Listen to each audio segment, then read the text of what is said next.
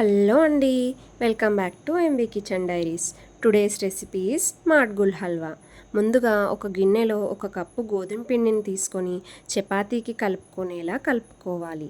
తర్వాత ఈ పిండిని ముద్దలుగా చేసి అందులో పిండి తీసుకున్న కప్తోనే 3 కప్పులు నీళ్లు పోసుకొని 2 నుంచి 3 గంటల వరకు బాగా నానబెట్టుకోవాలి. 3 గంటల తర్వాత పిండిని వాటర్తో కంప్లీట్గా మిక్స్ చేసుకోవాలి. ఇలా మిక్స్ చేసుకున్న ఈ వాటర్ని ఫిల్టర్ చేసుకోవాలి. మిగిలిన పిండిలో కూడా మరికొన్ని వాటర్ యాడ్ చేసుకొని మిక్స్ చేసుకోవాలి. మిక్స్ చేసిన తర్వాత ఈ వాటర్ని కూడా ఫిల్టర్ చేసుకోవాలి. ఇలా ఫిల్టర్ చేసుకున్న వాటర్ని 1 గంట సేపు మూత ఉంచి పక్కనుంచాలి.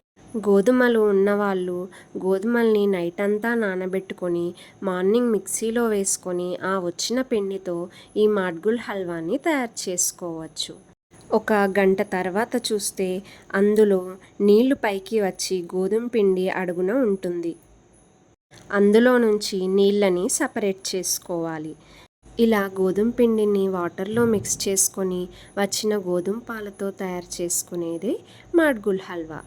ఇప్పుడు ఒక ప్యాన్ తీసుకొని అందులో 1 స్పూన్ నెయ్యి వేసుకొని 1/2 కప్పు షుగర్ వేసి స్టవ్ని సిమ్లో ఉంచుకొని ఈ షుగర్ని కరిగించుకోవాలి. షుగర్ కరిగిన తర్వాత మనం ముందుగా తీసి పక్కనుంచుకున్న గోధుమ పాలని వేసి మిక్స్ చేసుకోవాలి.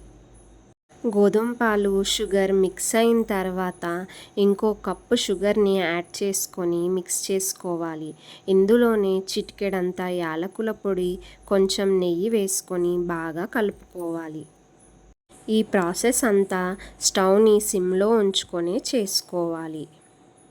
హల్వా బాగా దగ్గరగా వచ్చే వరకు మధ్య మధ్యలో నెయ్యిని యాడ్ చేసుకుంటూ ఇలా మిక్స్ చేస్తూ ఉండాలి. ఇందులో మీకు నచ్చిన డ్రై ఫ్రూట్స్ని యాడ్ చేసుకోవచ్చు. అంతే అండి, మన మాడ్గుల్ హల్వా రెడీ.